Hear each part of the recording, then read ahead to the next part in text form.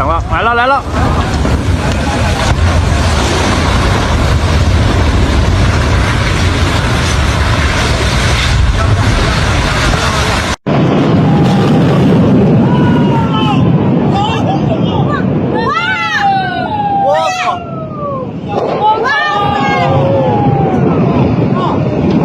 It's coming! It's coming! This is terrifying. Whoa! There's another building! Everything is moving. There's another building. Everything on the 4th floor. Damn, that's terrifying. Whoa, there's another one that hasn't been blasted yet. No, all of them, all 4 buildings, have collapsed.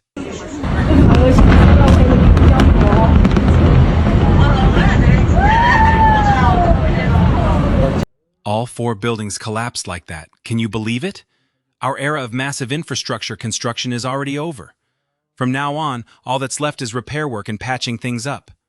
In just 30 years, we caught up with more than 100 years of urban construction in Western countries.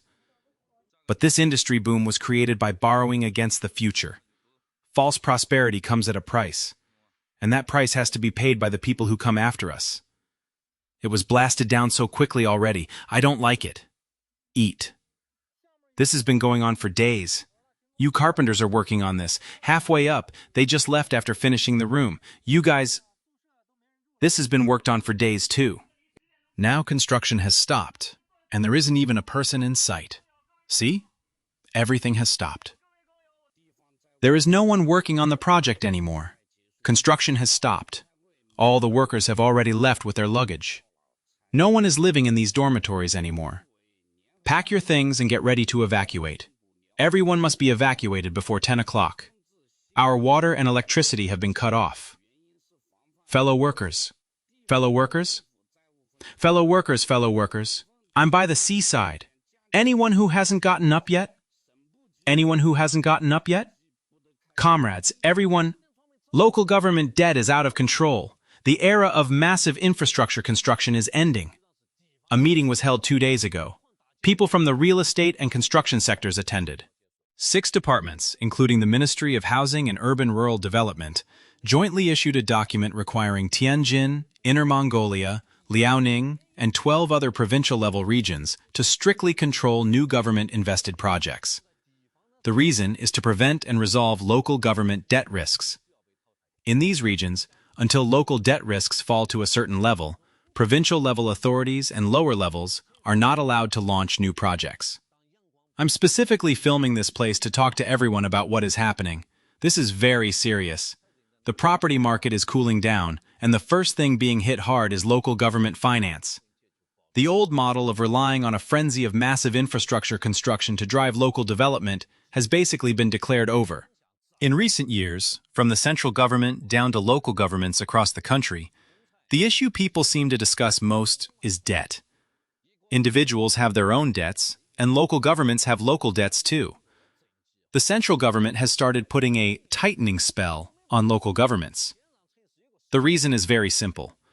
Local debt has now become far too serious. The previous development model has to be phased out. Real estate plus massive infrastructure construction. In previous years, local cities relied on land transfer revenue and borrowing to launch wave after wave of major infrastructure projects. Urban development looked extremely prosperous. But there is always a shadow behind the sunlight. False prosperity cannot be sustained forever. Only when the tide goes out do you see who has been swimming naked. When real estate, this major pillar of the economy, can no longer keep going, all the problems are exposed. Now the assessment criteria for urban development have shifted from maximizing GDP to minimizing debt. Whoever can work hard to resolve the current debt problem will be credited for it. This is one of the signals. Could that be possible? It is also a hint that the era of relying on massive infrastructure construction to drive development has ended. In the past, local governments chased political performance, or simply chased GDP, and pushed development desperately. Whether a project was truly needed did not seem to matter. First, they wanted the city to have a fashionable new appearance. Every popular type of project was launched. As for whether development would really take off, or whether the borrowed money could be repaid, that would be the next successor's problem. It had nothing to do with the person in office at the time. And this led to many cities becoming major battlefields for ineffective infrastructure investment. For example, one Western city launched a tram project with a planned investment of 9 billion yuan and annual operating costs of 40 million yuan. Yet, since it began operating, its revenue has been only 1.6 million yuan, creating a serious fiscal deficit. Across the country, there are at least 26 high-speed rail stations that, after being built, ended up in remote locations, with insufficient surrounding facilities and low passenger traffic. For these reasons, some remain unused or have effectively been shut down. Over the past 20 years, local governments appeared to develop very quickly through large-scale infrastructure, but in reality, they were building up a huge landmine: local government debt. In 2023, China's infrastructure investment reached 23 trillion yuan, more than twice the roughly 10 trillion yuan investment in real estate and equal to about 18% of the country's GDP. For many localities, infrastructure became a major driver of development. And the direct consequence is that the debt and interest burden has already become an astronomical figure. As for how all of this affects ordinary people, I think everyone should already be feeling it in their own daily lives. Oh, look at that! The bridge is gone. The bridge has collapsed. The bridge has collapsed. Look how deep this river is. These bridge piers are so high. This is an extraordinary event in the history of bridges in China. Whoa, this is terrifying. The bridge has collapsed. I won't analyze the specific cause yet. We need to wait for the official announcement. We just happened to pass by here today. According to someone familiar with the situation, this bridge had only been open to traffic for about half a year. Problems had reportedly already been discovered 3 days earlier. During the collapse, there were no casualties. It's all coming apart. Don't tell me it's just a problem with my window. Look. See that? You can pull it off with your hand. What kind of developer built this place? People spent millions of yuan buying these homes, and this is the kind of shoddy Tofu-Dreg construction they got? Look, this is the wall. You can scrape pieces off it with your bare hand. This is the wall. Do you see it? Right? This is a house. Do you think this should be reported? Everyone, tell me, should this be reported or not? Look at this house. With construction like this, it would be strange if the house didn't collapse. When the window falls later, don't say it was because my window wasn't installed properly. Look at how this house was built. You can pull pieces off with your hand. The whole place looks like it could collapse. This is a Tofu-Dreg construction project. Everyone, tell me, should this be reported? See? And this is still a brand new residential complex. A brand new residential complex. Whoa. I caught it on camera.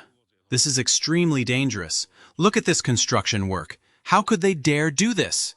What on earth is this stuff? I want to eat fish. The high-speed rail line. Quick, quick, quick. It's about to break. It's about to break. Hurry and report it. Come over here quickly. It's about to break. It's collapsing.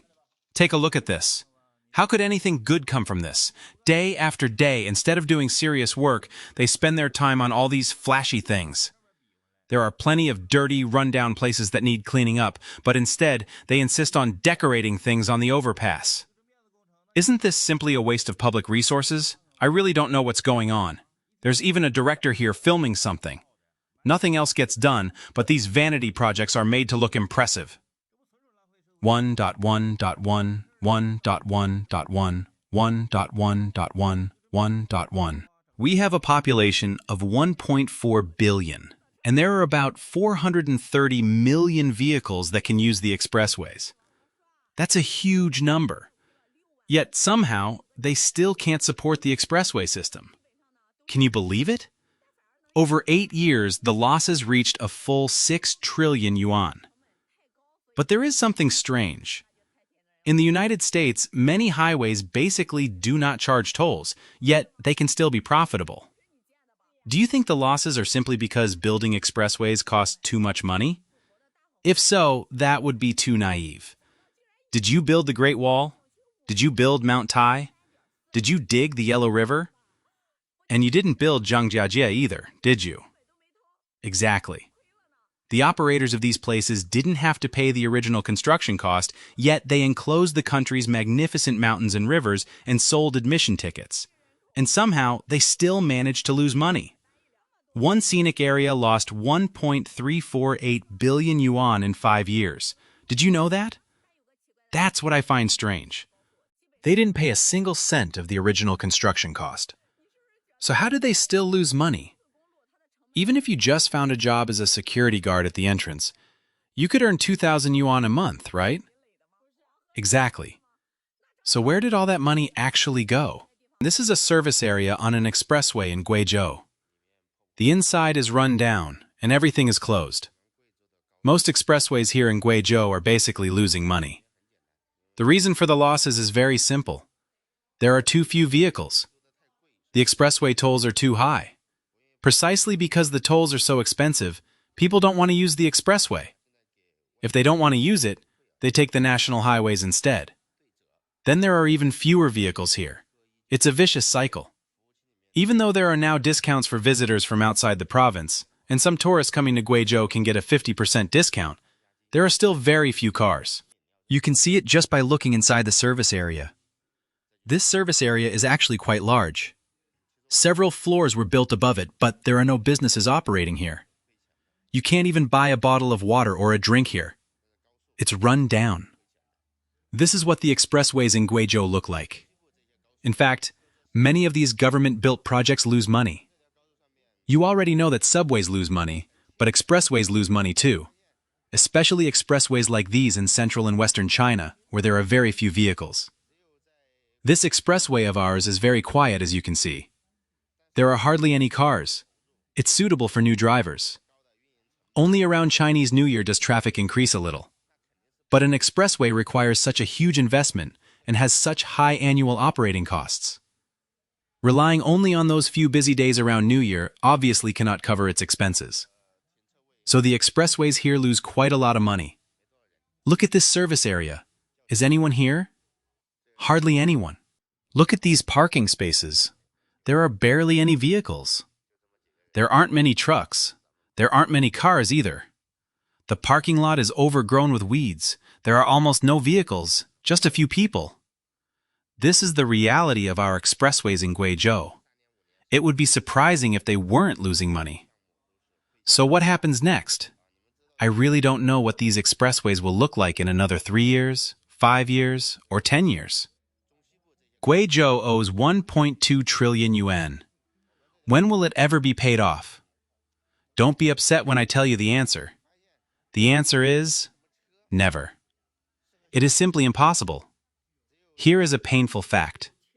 The Guizhou provincial government is in debt, and its explicit debt is actually as high as about 1.5 trillion yuan, a little more than 1.2 trillion.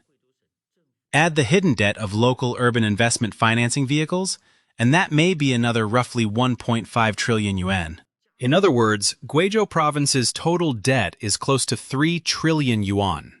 Spread across every person in Guizhou, that works out to roughly 70,000 to 80,000 yuan per person. So how much has been repaid so far? According to publicly available information, not very much has actually been repaid. The main approach has been refinancing, borrowing new money to repay old debt, and extending maturities, which reduces the cost of using funds, while the actual scale of the debt remains roughly the same. So you might be thinking, Guizhou owes so much money and can never pay it all off. Does that mean we people in Guizhou are finished? There is no need to think that way. Because structurally speaking, Guizhou was never going to be able to completely pay off all of this debt. Let's look at a non-holiday period and see just how low the occupancy rate on high-speed rail can be. Look, this is still amazing. There is almost no one boarding at Zhengzhou Station. An entire carriage has only a few people in it. A carriage built for hundreds of people has only a handful of passengers. This is high-speed train G6647 from Zhengzhou to Zhouchou. Look at the business this year. High-speed rail is operating at a loss. In this whole carriage, there are only 3 of us. There aren't many people in the carriages behind us either. The entire train probably has fewer than 50 passengers. From Wenzhou South to Hefei South, there is no one else in this carriage. I'm the only one here. The loneliest subway station in the entire country. The exit opens directly onto barren mountains and wilderness. The men and women outside the entrance are still farming. There are no buildings anywhere around it. Where exactly is this station supposed to take us? People online joke, "Do you need to bring a hoe when you leave the station?" It really makes you question reality. Was the subway built too quickly, or was the city simply planning too far ahead? This may be the loneliest subway station in our country. Walk out of the station and you're immediately in the middle of nowhere. There isn't a single house anywhere around it. I'm completely confused. Where have I ended up? Let me show everyone the latest progress on Line 15. This is Shiliu Station on Line 15. At present, all 4 station entrances have already been completed. That white structure is another entrance. The area around here is truly desolate. If you came back here after work at night, even if a ghost dragged you away, no one would be able to find you. Looking back at the entire story, what stands out is not only the unfinished construction projects, nearly empty highways, or railway stations with very few passengers. The deeper issue is the price of a development model that has relied heavily on real estate, infrastructure investment, and debt. According to the figures cited in the video, China's infrastructure investment in 2023 reached around 23 trillion yuan, equivalent to roughly 18% of the country's GDP. The video also states that at least 26 high-speed railway stations have faced low utilization or limited operation because of remote locations, insufficient surrounding facilities, and weak passenger demand. Guizhou is presented as one of the clearest examples. The video mentions about 1.2 trillion yuan in publicly reported debt and suggests that, when other related liabilities are included, the total could approach 3 trillion yuan.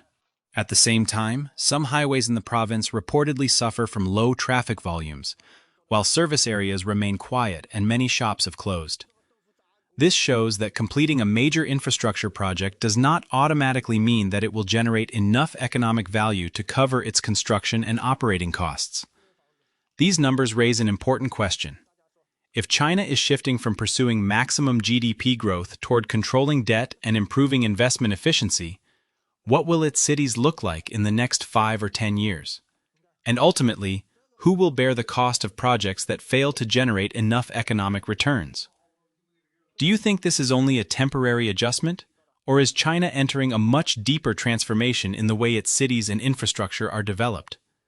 Share your thoughts in the comments below. Thank you very much for watching this video all the way to the end.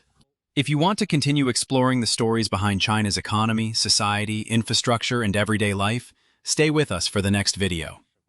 Thank you for your support, and we'll see you again soon.